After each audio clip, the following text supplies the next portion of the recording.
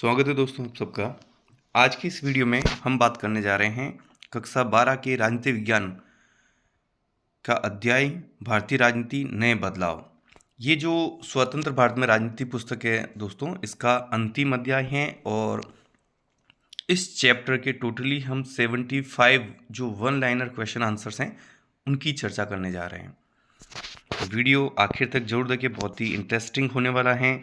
इस पार्ट में से जितने भी शॉर्ट क्वेश्चन बन सकते थे वो सब इस वीडियो में शामिल करने की कोशिश की गई है। तो चलिए बिना कोई देरी के हम शुरू करते हैं।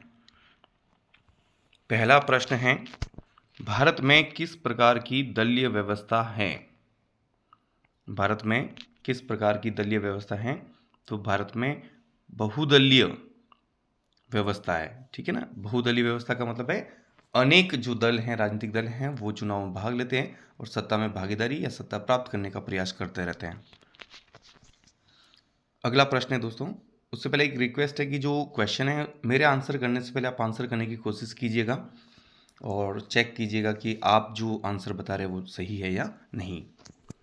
नेक्स्ट है, भारतीय जनता पार्टी की स्थापना कब हुई?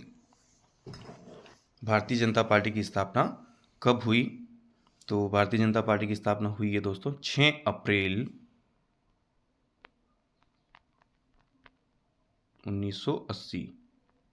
पहले ये जनसंघ था, भारतीय जनसंघ, जो 1951 में स्थापित हुआ था। फिर जनता पार्टी बनी तो उसमें उसका विलय कर दिया गया।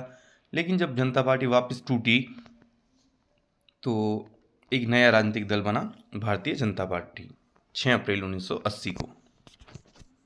अगला सवाल है, बामसेफ का पूरा नाम लिखिए। बामसेफ का पूरा नाम, तो बामसेफ का पूरा नाम है दोस्तों बैकवर्ड एंड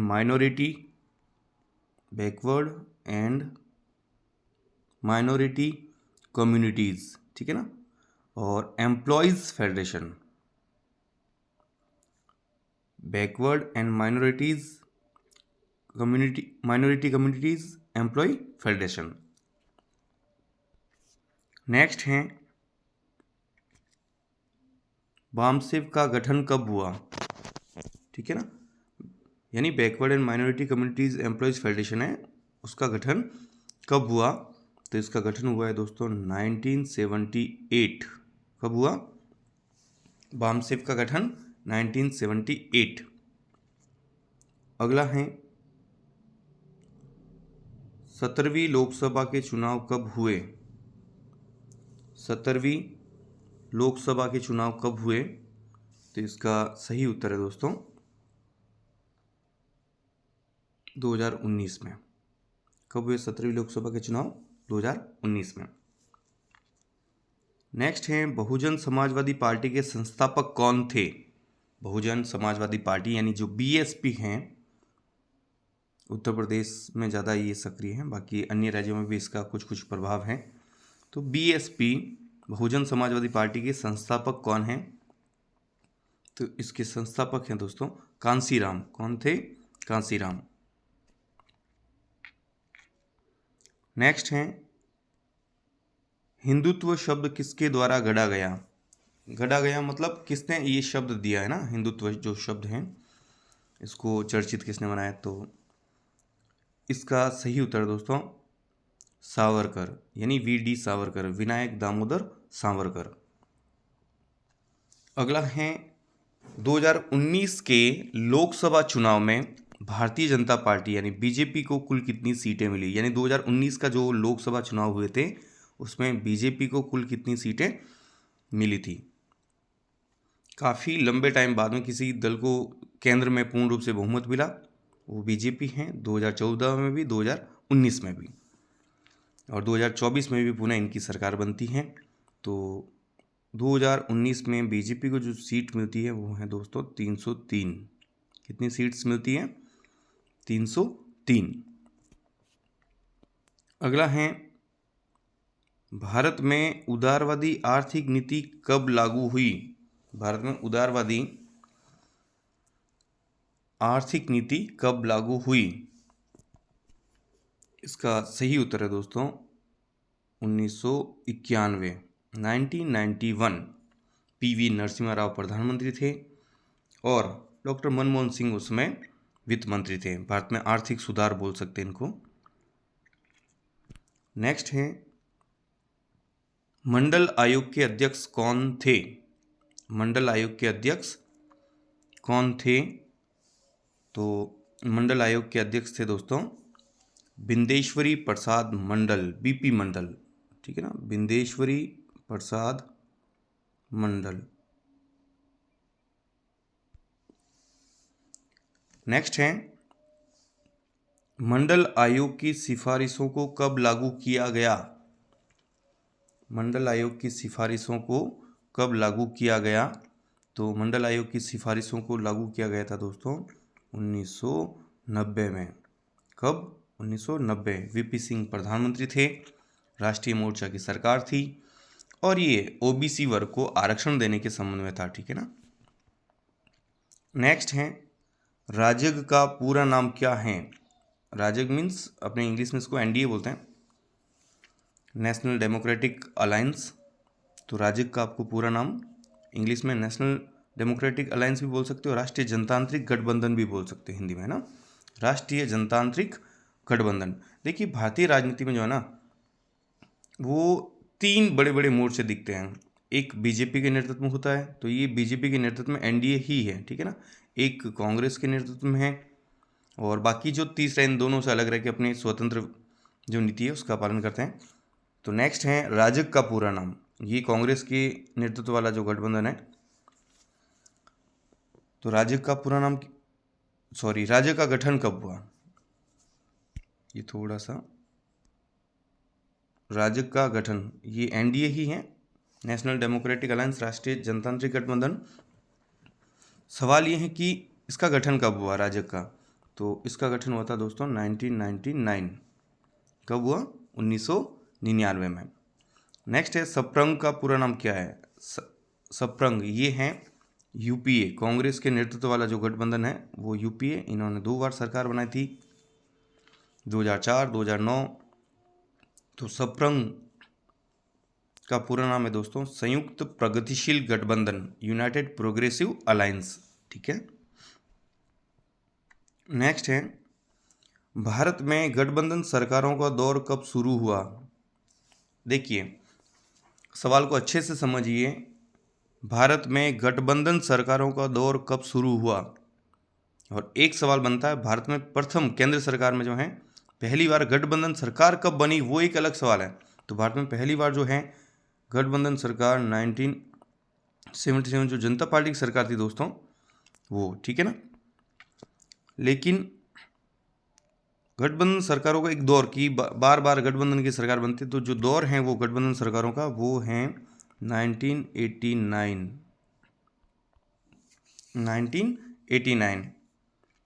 नेक्स्ट है भारत के कोई 4 क्षेत्रीय दलों के नाम बताइए। तो भारत के 4 क्षेत्रीय दल मतलब कोई ऐसा राजनीतिक दल जिसका प्रभाव एक राज्य तक सीमित रहता है, उसका प्रभाव, उसका जो संगठन है वो पूरे एक राज्य तक रहता है। इसको प्रांतीय दल भी बोलते हैं, ठीक है ना। तो इसमें आप DMK, AIDMK, national conference, TDP, Akali Dal, Shiv Sena, मनसे, RLP, तो ये सारे जो दल हैं वो क्षेत्रीय दल हैं। ऐसा एग्जाम आ सकता है कि कोई 4 क्षेत्रीय दलों के नाम बताइए। अगला प्रश्न है दोस्तों शाहबानो केस किस वर्ष का है? शाहबानो केस किस वर्ष का है? तो शाहबानो केस है दोस्तों 1985 का। कब का है? 1985 का। एक मुस्लिम महिला जो अपने पति से अलग होकर मतलब तलाक के बाद में वो डिमांड करती कि उसका गुजारा भत्ता, जीवन यापन हेतु कुछ चीज़ें दी जाए, तो सुप्रीम कोर्ट ने इनके पक्ष में जो डिसीजन दिया था इसको शाहबानो केस के नाम से जाना जाता है, ठीक है। नेक्स्ट है TDP किस राज्य का क्षेत्रीय दल है? TDP किस राज्य का क्षेत्रीय दल है? तो TDP आंध्र प्रदेश का, ठीक है। और अभी इसका प्रभाव दोनों जगह, आंध्र प्रदेश और तेलंगाना। अगला है OBC का पूरा नाम क्या है? OBC, क्योंकि जो मंडल आयोग हैं वो OBC वर्ग वहीं से बनाया कि विभिन्न जातियों का एक समूह जो सामाजिक और शैक्षणिक रूप से पिछड़ी हुई है, उनके लिए विशेष प्रावधान करने का प्रयास किया गया है। तो ओबीसी का पूरा नाम है दोस्तों अदर बैकवर्ड क्लास। क्या है? Other backward class. नेक्स्ट है प्रश्न नंबर 20। 2019 में लोकसभा के चुनाव में आईएनसी को कुल कितनी सीटें मिली? आईएनसी मतलब इंडियन नेशनल कांग्रेस। तो कांग्रेस को इन शॉर्ट हम बोल सकते हैं कि कांग्रेस को कुल कितनी सीट मिली 2019 के चुनाव में? तो इसका उत्तर है दोस्तों 52 सीट। कितनी सीटें? 52 सीट्स जो हैं वो लोकसभा के चुनाव में मिली थी। नेक्स्ट है बाबरी मस्जिद कब गिराई गई? बाबरी मस्जिद कब गिराई गई? तो इसका सही उत्तर है दोस्तों 6 दिसंबर 1992। अगला प्रश्न है बाबरी मस्जिद के विध्वंस के समय में केंद्र में किसकी सरकार थी? केंद्र में किसकी सरकार थी बाबरी मस्जिद के विध्वंस के समय? तो केंद्र सरकार जो है वो कांग्रेस की थी। किसकी? कांग्रेस की। और उत्तर प्रदेश में उस समय कल्याण सिंह के नेतृत्व में बीजेपी की सरकार थी। नेक्स्ट है 2024 के लोकसभा चुनाव में बीजेपी को कुल कितनी सीटें मिली? यानी जो 2024 के लोकसभा चुनाव थे इसमें बीजेपी को कुल कितनी सीटें मिली हैं ये आपको बताना है। इसका सही उत्तर है दोस्तों 240 सीट्स। कितनी सीटें मिली? 240 सीट। और 2024 के लोकसभा चुनाव में आईएनसी को कुल कितनी सीटें मिली? INC means Indian National Congress.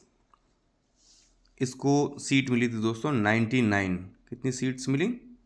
99। अगला है मंडल आयोग का गठन कब हुआ था? मंडल आयोग बीपी मंडल के नेतृत्व में ओबीसी वर्ग के पिछड़ेपन को दूर करने के लिए सुझाव देने हेतु ये गठन किया गया इस आयोग का। तो ये कब गठन हुआ था? 1978। कब गठन हुआ इसका? मंडल आयोग का 1978 जनता पार्टी के टाइम पे इस आयोग का गठन किया गया था। अगला प्रश्न है दोस्तों त्रिशंकु संसद से क्या तात्पर्य है? देखिए त्रिशंकु जो संसद है वो एक ऐसा सदन है जहाँ पे किसी भी दल को पूर्ण बहुमत नहीं है, यानी खूब सारे राजनीतिक दल चुन के आ जाते हैं और बहुमत किसी को प्राप्त नहीं है, उसको बोलते हैं त्रिशंकु संसद। और ये विधानसभा में बात है तो ये विधानसभा पे भी लागू होगी, यानी त्रिशंकु विधायिका आप बोल सकते हो, है ना। ऐसी विधायिका जहाँ किसी भी दल को सरकार बनाने हेतु स्पष्ट बहुमत प्राप्त नहीं होता है तो उसे त्रिशंकु संसद के नाम से या त्रिशंकु विधायिका के नाम से जाना जाता है। अगला है राजीव गांधी की हत्या कब हुई? राजीव गांधी की हत्या कब हुई ये आपको बताना है। तो राजीव गांधी की हत्या हुई थी दोस्तों सन 1991 में। कब हुई थी? चुनाव के दौरान ही, सन 1991, 21 मई 1991 के आसपास की बात है ये। और ये नेक्स्ट सवाल है आपका, राजीव गांधी की हत्या किस संगठन के द्वारा की गई? ये एक आत्मघाती हमला करके की गई थी। तो किस संगठन ने की, इसकी जिम्मेदारी किसने ली थी? इस संगठन, ये जो संगठन था राजीव गांधी की हत्या करने वाला दोस्तों, ये था लिट्ठे, LTTE, ठीक है ना, लिट्ठे। एक श्रीलंका से संबंधित तमिल मूल के जो लोग थे उनका संगठन था ये। और जो भारत ने शांति सेना भेजी थी उससे ये नाराज़ थे कि जो राजीव गांधी है वो तमिलों के विरोधी हैं, और उन्होंने राजीव गांधी की हत्या की थी चुनाव के दौरान, लोकसभा के जो चुनाव हो रहे थे 1991 में, उस टाइम। अगला है नई आर्थिक नीति को अपनाया तब भारत के वित्त मंत्री कौन थे? नई आर्थिक नीति को अपनाया तब भारत के वित्त मंत्री कौन थे? तो नई आर्थिक नीति कब अपनाई गई? 1991 में, ठीक है, 1991। तो उस समय वित्त मंत्री कौन थे? डॉक्टर मनमोहन सिंह। कौन थे? जो कि बाद में 2 बार भारत के प्रधानमंत्री बनते हैं। ये आरबीआई के गवर्नर भी रह चुके हैं दोस्तों, बहुत बड़े अर्थशास्त्री थे। नेक्स्ट हैं 2004 के लोकसभा चुनाव के बाद केंद्र में किस गठबंधन की सरकार बनी? 2004 में केंद्र सरकार में जो है किसकी सरकार बनती है? तो ये बनती है दोस्तों यूपीए की। किसकी बनती है? यूनाइटेड प्रोग्रेसिव अलायंस, संयुक्त प्रगतिशील गठबंधन। और इसमें जो प्रधानमंत्री बनते हैं डॉक्टर मनमोहन सिंह। ठीक है ना। नेक्स्ट इशू है मंडल मुद्दा क्या है? मंडल मुद्दा क्या है? तो मंडल मुद्दा हमने चर्चा की है। बिंदेश्वरी प्रसाद के नेतृत्व में एक आयोग बना था और उन्होंने कहा था कि ओबीसी को आरक्षण देना है। तो मंडल मुद्दा में ये था कि ओबीसी को आरक्षण के समर्थक और उनके विरोधियों के बीच में एक विवाद हुआ था। इसे मंडल मुद्दा कहते हैं। ठीक है ना। ओबीसी को आरक्षण देने के पक्ष में कुछ लोग थे, कुछ लोग इसका विरोध कर रहे थे। इसी को उस समय चर्चित मुद्दा जो बन गया था भारतीय राजनीति का, इसको मंडल मुद्दा कहा गया। नेक्स्ट हैं कोई 2 राष्ट्रीय दलों के नाम बताइए। कोई 2 राष्ट्रीय दलों के नाम। तो बहुत ही इजी है, इसको ज़्यादा उलझना नहीं दोस्तों। कांग्रेस और भाजपा याद रखिए आप। तो बीजेपी और कांग्रेस, ठीक है ना, ये राष्ट्रीय 2 दल। अगला है राजनीतिक दलों को मान्यता देने वाली संस्था कौन सी हैं? यानी जो राजनीतिक दल है, चाहे क्षेत्रीय दल हो चाहे राष्ट्रीय दल हो, इनको मान्यता कौन देता है? तो ये एक जो सवाल है दोस्तों, मैं आपके लिए छोड़ूंगा। इसका आंसर आप कमेंट सेक्शन में जाके दें कि राजनीतिक दलों को मान्यता कौन देता है। नेक्स्ट है बहुदलीय शासन व्यवस्था का कोई एक दोष बताइए। बहुदलीय शासन व्यवस्था का कोई एक दोष या कमी, जिसको बोल सकते हैं कि क्या एक कमी है कि बहुत सारे दल जब सत्ता के दौर में रहते हैं तो प्रॉब्लम क्या आती है? तो इसका उत्तर है दोस्तों अस्थिर और निर्बल शासन व्यवस्था। एक तो स्थिरता नहीं रहती है और एक जो शासन है वो क्या रहेगा? निर्बल रहेगा। ठीक है ना।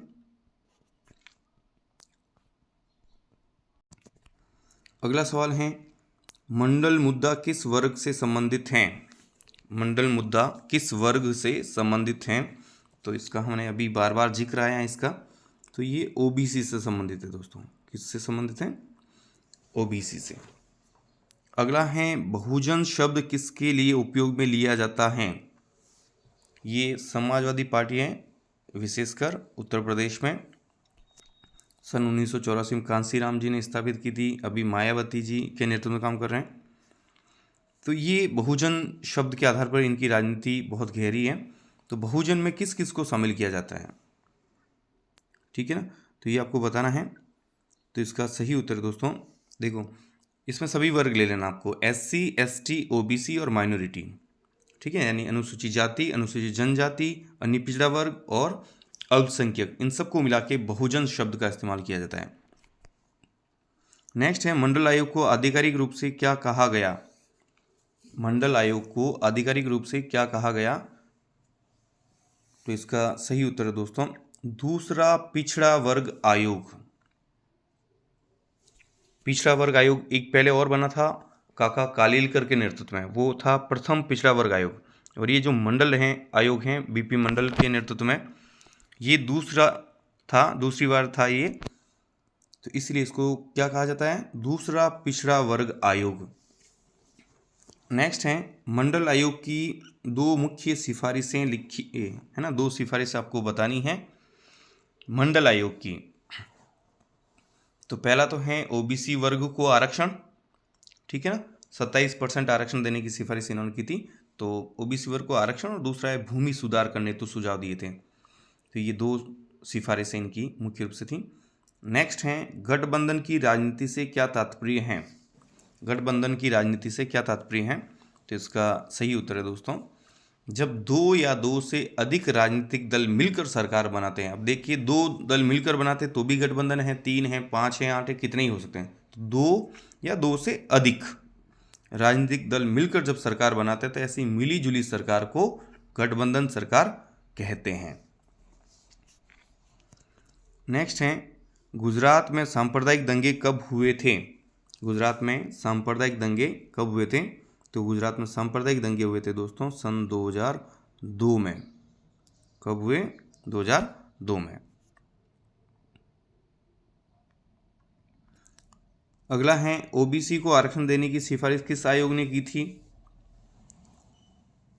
ओबीसी को आरक्षण देने की सिफारिश मंडल आयोग ने की थी। किसने की थी? मंडल आयोग ने। नेक्स्ट है, सन 1984 के लोकसभा चुनाव में कांग्रेस को कुल कितनी सीटों पर जीती है ना? कांग्रेस को कुल कितनी सीटों पर जीत मिली? ये है।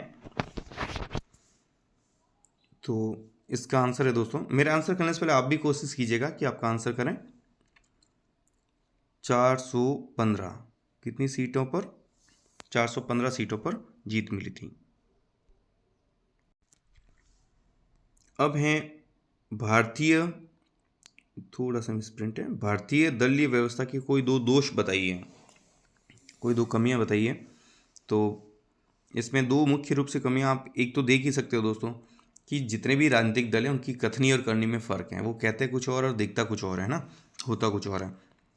तो पहला क्या आएगा? नैतिकता का अभाव। उसमें नैतिकता बहुत कम है राजनीतिक दलों में। ऐसा आपको बहुत कम दल मिलेंगे जो स्पष्ट रूप से अपनी नीतियों का पालन करते हैं। तो नैतिकता का अभाव पहला तो।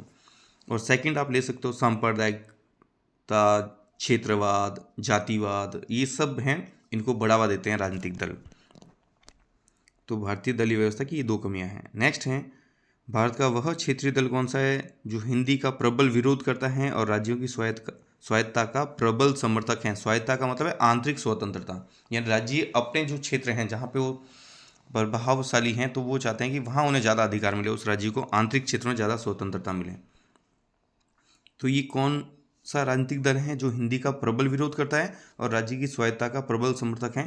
तो ये है दोस्तों डीएमके, तमिलनाडु का क्षेत्रीय दल। ठीक है ना। नेक्स्ट है, 2009 में केंद्र में किस गठबंधन की सरकार बनी? केंद्र में जो है किस गठबंधन की सरकार बनती है 2009 में, ये आपको बताना है। और वो सरकार बनी थी दोस्तों यूपीए की। किसकी बनी? यूपीए, यूनाइटेड प्रोग्रेसिव अलायंस, संयुक्त प्रगतिशील गठबंधन, 2004 और 2009 में। नेक्स्ट है, लिट्टे का पूरा नाम बताइए। LTTE, लिट्टे का पूरा नाम जो है ये वही संगठन है जिसने राजीव गांधी की हत्या की थी। श्रीलंका में प्रभावशाली थे ये लोग और 2009 में पूरी तरह ये ख़त्म हो चुका है। प्रभाकरण इनका हेड लीडर था। तो लिट्टे का पूरा नाम है दोस्तों लिबरेशन ऑफ टाइगर तमिल इलम, लिबरेशन ऑफ टाइगर तमिल इलम। ये जो तमिल लोग थे श्रीलंका में उनका एक संगठन था ये। लिट्टे का संबंध किस देश से है? तो अभी चर्चा में आ ही गया दोस्तों, लिट्टे का संबंध श्रीलंका से है। ये श्रीलंका में प्रभावशाली थे। नेक्स्ट है, 1989 में केंद्र में किस गठबंधन की सरकार बनी? 1989 में केंद्र में किस गठबंधन, उस गठबंधन का नाम बताना है आपको दोस्तों। तो वो था राष्ट्रीय मोर्चा। किसकी सरकार बनी? राष्ट्रीय मोर्चा की। ठीक है ना। और प्रधानमंत्री बनते हैं वीपी सिंह। नेक्स्ट है, 1996 में केंद्र में किस गठबंधन की सरकार बनी? 1996 में। तो वो बनती है दोस्तों संयुक्त मोर्चे की। संयुक्त मोर्चा जो है उसकी सरकार बनती है 1996। नेक्स्ट है, संयुक्त मोर्चा की स्थापना कब हुई? संयुक्त मोर्चा की स्थापना कब हुई? तो ये होती है दोस्तों जब संयुक्त मोर्चा की सरकार बनती है, यानी 1900, संयुक्त नहीं संयुक्त, थोड़ा सा ये मिसटाइप है, 1996 में। नेक्स्ट है, मुस्लिम महिला अधिनियम कब पास हुआ?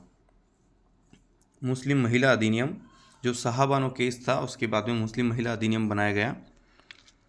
तो मुस्लिम महिला अधिनियम पास हुआ दोस्तों 1986। साहबानो केस 1985 का है, उसके अगले साल जो है मुस्लिम महिला अधिनियम पारित किया गया। नेक्स्ट है, 1989 में राष्ट्रीय मोर्चा में प्रधानमंत्री कौन बने थे?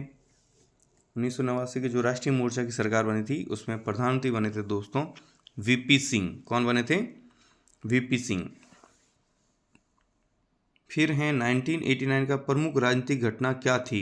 एक बहुत बड़ी राजनीतिक घटना क्या थी दोस्तों 1989 की,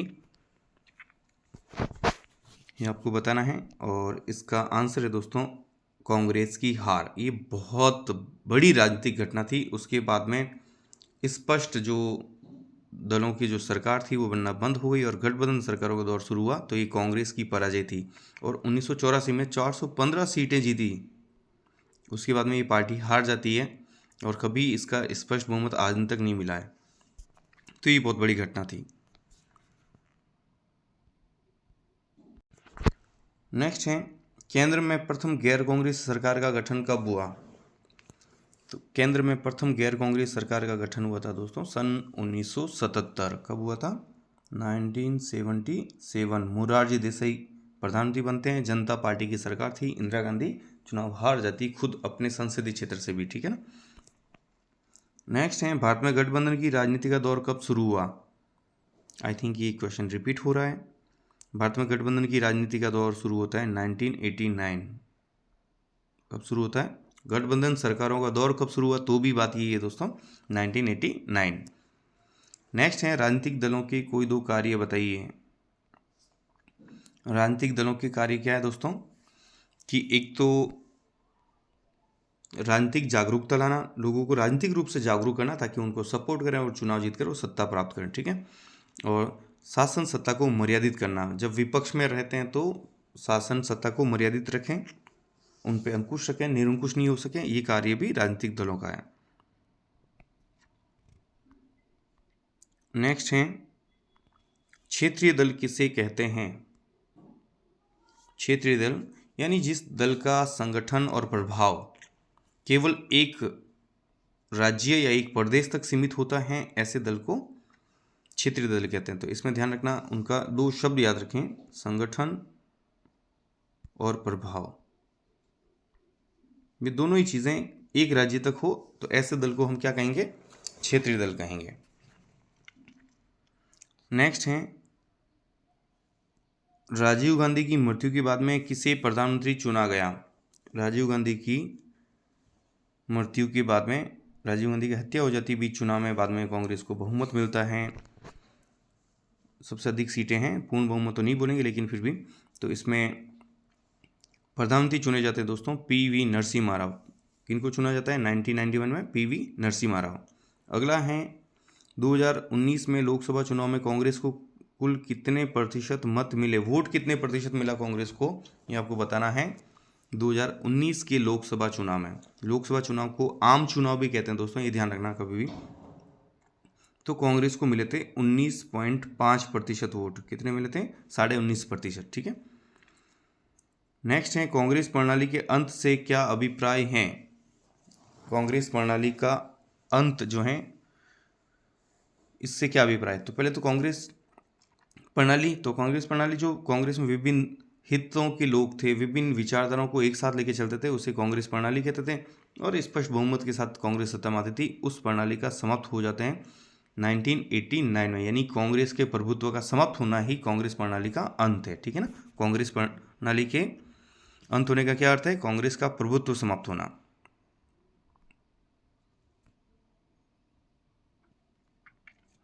नेक्स्ट है बीपी मंडल कौन थे। बीपी मंडल कौन थे? बिंदेश्वरी प्रसाद मंडल, ठीक है। कौन थे ये? इनके संदर्भ में अगर 2-3 पंक्तियां लिखने के लिए आए तो क्या लिखोगे बीपी मंडल के बारे में? कि एक तो ये दूसरा पिछड़ा वर्ग आयोग थे, उनके अध्यक्ष थे, ठीक है ना, 1978 में जो गठन हुआ था, और इन्होंने ओबीसी को आरक्षण देने की सिफारिश की थी। ध्यान रखना, ये बिहार के मुख्यमंत्री रह चुके हैं बिंदेश्वरी प्रसाद मंडल। अगला है कांग्रेस प्रणाली का क्या अर्थ है। कांग्रेस प्रणाली का क्या अर्थ है? तो प्रारंभिक जो वर्ष थे दोस्तों, शुरुआत में कांग्रेस एक गठबंधन नुमा पार्टी थी, यानी ऐसे विपक्ष की जरूरत नहीं थी। कांग्रेस के अंदर ही जो अनेक गठबंधन नुमा पार्टी थी जिसमें विभिन्न हित थे, विभिन्न सामाजिक समूह के लोग, एक बहुत सारे वर्ग जो हैं वो साथ में रहते थे, इससे ही कांग्रेस प्रणाली कहा जाता है। तो इसमें आपको क्या ध्यान रखना है? कांग्रेस गठबंधन नुमा थी, विभिन्न सामाजिक हित, विभिन्न वर्ग, विभिन्न समूह एक साथ रहते थे, इसे कांग्रेस प्रणाली कहते थे। नेक्स्ट है इंदिरा साहनी केस का संबंध किससे है। बहुत इंपॉर्टेंट सवाल है दोस्तों, ये कंपटीशन के लिहाज से भी देखें तो बहुत बार पूछा गया है। तो इंदिरा साहनी केस का संबंध किस बात से है, तो ये है ओबीसी आरक्षण को लेकर सुप्रीम कोर्ट में जो केस गया था, ये बाद में ये केस बना था इंदिरा साहनी केस के नाम से, ठीक है ना। नेक्स्ट है स्वर्ण मंदिर कहाँ स्थित है, जहाँ ऑपरेशन ब्लू स्टार हुआ था। स्वर्ण मंदिर है दोस्तों अमृतसर में। कहाँ है, अमृतसर। नेक्स्ट है वर्तमान में दलीय व्यवस्था की दो उभरती प्रवृत्तियां बताइए। वर्तमान में भारतीय राजनीति की बात की जा रही है, दलीय व्यवस्था यानी जो दल है वो उनकी प्रवृत्ति क्या रहती है। तो यहाँ पे दो मुख्य धारा आप देख सकते हो है कि एक तो बीजेपी के साथ गठबंधन में शामिल दल और एक है कांग्रेस के साथ गठबंधन में शामिल दल, यानी दो लीडर बन गए हैं, इनके साथ में दल इनके साथ जुड़ते जाते हैं, ठीक है ना। तो ये प्रवृत्ति हमें देखने को मिलती है। नेक्स्ट है भारतीय दलीय व्यवस्था की दो विशेषताएं बताइए। दो विशेषताएं बतानी आपको भारतीय दलीय व्यवस्था की।